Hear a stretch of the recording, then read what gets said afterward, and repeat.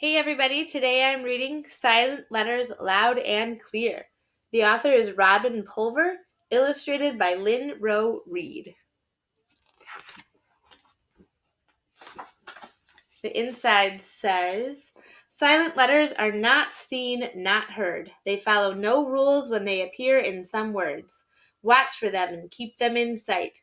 Your eyes, not your ears, must spell these words right. Practice, practice, practice. Good spellers are made, not born.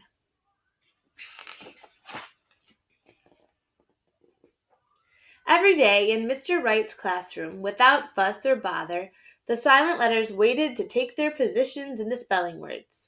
They never called out, me, me, me, me.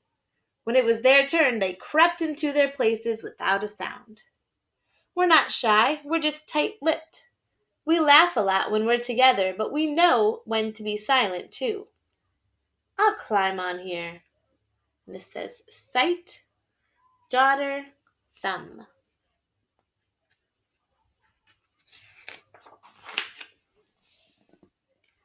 And K says, I'm no knight in shining armor, just doing my job. And W says, I'll wiggle in here. Often silent E was chosen last. Fine with me, I like being last.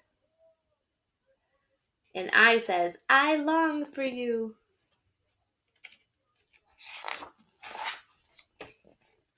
One day, Mr. Wright checked his wristwatch. That wraps up our spelling lesson, he said.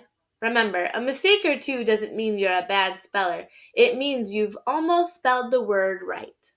Now, let's give a cheer for the silent letters.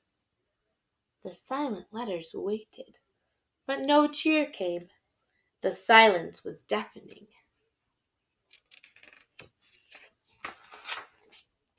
Until the kids started complaining.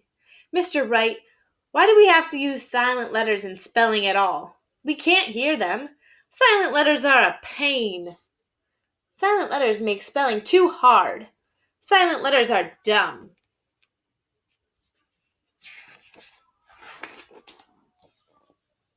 If that's how you feel, said Mr. Wright, you should send an email to the newspaper.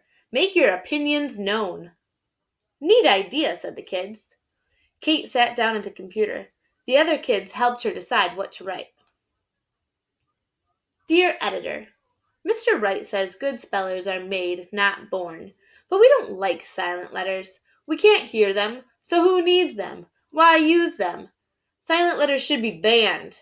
We hope you print this. We hope people will read it and agree that we are quite right. Hopefully yours, Mr. Wright's class. P.S. Kate wrote this.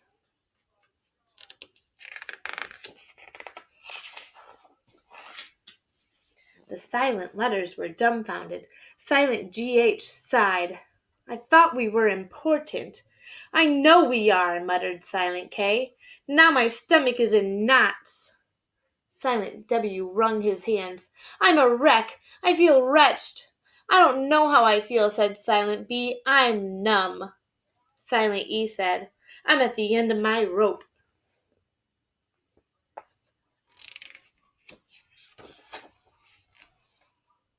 We're all in the same boat, groaned Silent A. Let's leave. The silent letters high-fived. Just before Kate pressed send, the silent letters sneaked out of the kids' email. Let's hide in the supply closet, said Silent E. We'll be safe. And out of sight, said Silent GH. I've got a flashlight. The silent letters nestled in the cave-like darkness.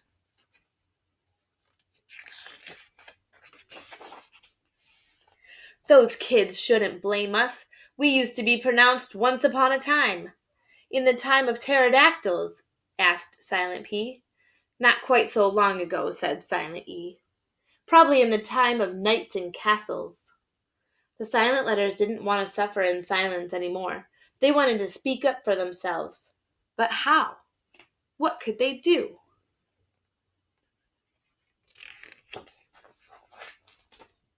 Fight with all our might. Scream like in a bad dream. But the silent letters had to admit they weren't the fighting or screaming types. Finally, Silent G said, "We could use sign language." Bright idea. Everything they needed was right there in the supply closet.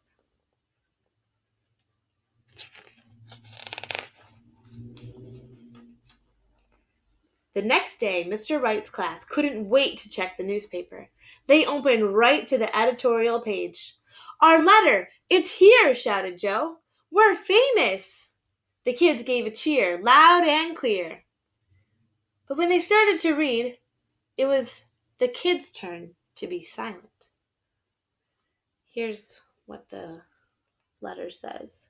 Dear Editor, Mr. Ritt says good spellers are mad, not born.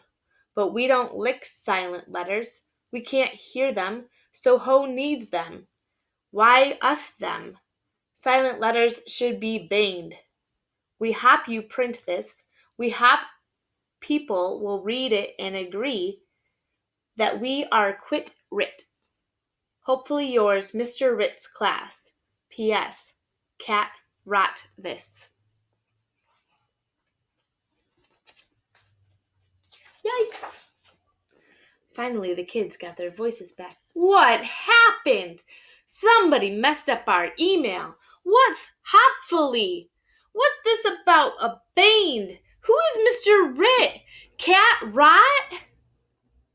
This letter is embarrassing.